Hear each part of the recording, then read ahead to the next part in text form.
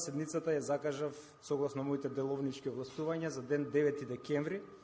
2025 година, вторник,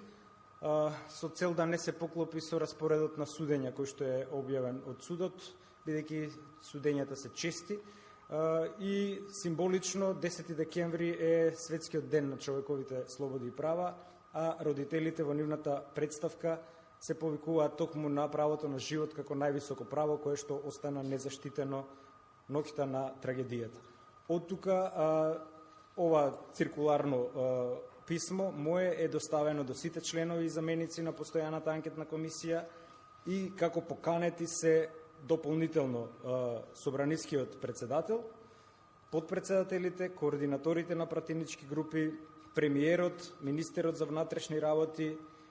председателот на Република Македонија и подносителите на представката. Тоа значи дека и подносителите на представката ќе имаат право да се обратат на оваа седница. За